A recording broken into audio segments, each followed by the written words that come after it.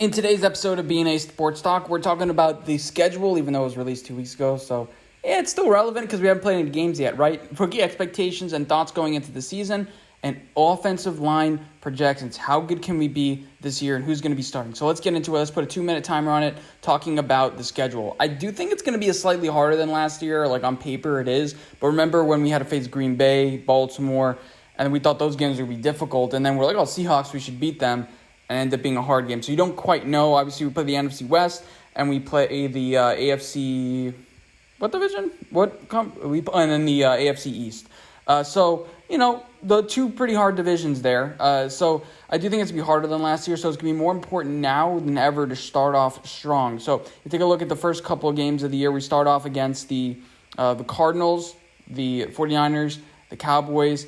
And then we have a game against the Seahawks. You at least have to go 3-1 during this stretch in order to set yourself up for success. I do also think that you have to do really well in divisional games this year. Divisional games are more important. Last year, the only team we beat was Washington, and we tied against them. So we went 1-4-1 in division, and then we lost to the Eagles. So I'm going to make a video talking about the matchups, my favorite matchups in the division. We do have to be better in division because there's going to be a little bit less security. If you want to see my full schedule breakdown, team by team, I mean, we can go on and on, but we know in the beginning it's going to be tough travel, and Brian Daboll says you break the schedule down into quarters. So the first quarter you have to go 3-1, and the second quarter it gets harder because you have to play the Dolphins going to Miami after you've already been traveling a whole bunch, so that's going to be difficult. And then you have the Bills on a Sunday night game. You have the Commanders, which it's a divisional game, and then you have the Jets at home. So you're going to I have us going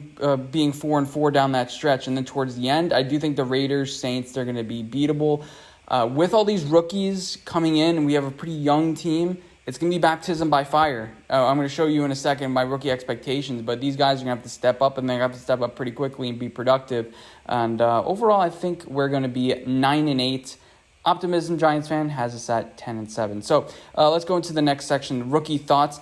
For Banks, just don't be a disaster. Like, don't be DeAndre Baker. DeAndre Baker didn't really fit the scheme too much, but this guy fits our scheme. I think he's going to get embarrassed on plays. He's a sneaky good zone corner. We can kind of muffle him and hide him, but in my opinion, we're going to have Adoree Jackson's going to get hurt at some point during the season. We're not going to have really that many interceptions. I'd like to see him develop ball skills. That's something I would see. Was it just a college thing? Can Wink Martindale coach that up in him? I don't know. But I'd like to see him develop that sort of thing with turnovers. But I know he's going to get beat sometimes. But just don't be embarrassing. Let's see some progress. He's a rookie. That's it. And John Michael Schmitz, I've been a critic of the pick. But, he was the best center in the draft, not overly too athletic. I was just worrying that he spent 6 years in college. He's 24, and he was a second-round pick. I get center positions not really that value. But this year, play 100% of the snaps, be a starter, learn the offense, get rid of that dead ball technique and do the actual, technique that the normal technique or regular technique. I think just transitioning from that, he's going to have some struggles, but be that solid rock. We'll get into that in the next segment about my offensive line. Starting positions, and Jalen Hyatt makes some big plays. I have his stat line projection at 46, 7, 24, and 5. That's what Darius Slayton did last year. He had 2 touchdowns, not 5. But Darius Slayton last year, have a high amount of receptions per game. Do like Odell Beckham Jr. did. Have a game or two where you just hit a post. Like when, what's his name, did it last year, Isaiah Hodgins against the Vikings were like, oh shit, like a post route up the middle? That's like rare for us, so do that. And then as far as the rest one, Gray, we're running out of time. Gray, be ready to play special teams. Not really have a role. Saquon Barkley that's hurt. Get ready to step in. Hawkins, Riley Owens, don't really have a lot of expectations for them. But surprise me. Late round picks, surprise me. So let's go into the offensive line. Obviously, Andrew Thomas, Evan Neal, those are rock solids. Evan Neal, just this kind of rookie expectation, just please. I watched an interview with the offensive line coach. I'm forgetting his name off the top of my head, but let's just improve. And then the offensive line, I'm not going to get into the nitty-gritty with the offensive line. These are battles that are going to have to be won out. But this year's kind of my rough look at it. Ben Bredeson was solid. People were thinking all of a sudden he's the next coming. But Bredeson could be a solid left guard. Just have a solid rock for Andrew Thomas on the left side of him. Zudu just continue to develop.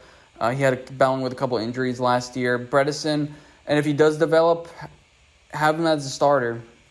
Or Bredesen gets hurt. John Michael Schmitz, like I said, he's going to start at center. You have to have him starting there. I think he's going to win the job. But if he doesn't, kind of slide him in there. Lemieux, I put an asterisk there because I think he can get cut. We also have guys like Jack Anderson. I really don't know too much about these guys. As we watch them and as we get more film, and, these guys are just average offensive linemen. But let's have 5 solid offensive linemen all year. Andrew Thomas has had some injury history, kind of with his ankle. That's been the main thing. Evan Neal, and I put underneath him a swing tackle, Tyree Phillips. I think Matt Parrott gets cut. Glowinski, he's going to be a below-average guard. Let's get rid of him next year. But I think this offensive line, I teased that at the beginning, can be on the Falcons level, especially since they got the Matt Bergeron in the second round. I think this could be a top 10 offensive line. But as Giants fans, were a little bit optimistic. But looking back 2 years ago when PFF rated us the worst offensive line, we're doing much better than that. So at least we have a little bit of that to kind of be positive about. Yep, that's the episode. Thank you guys for watching, and I'll see you guys in my next one. Bye, guys.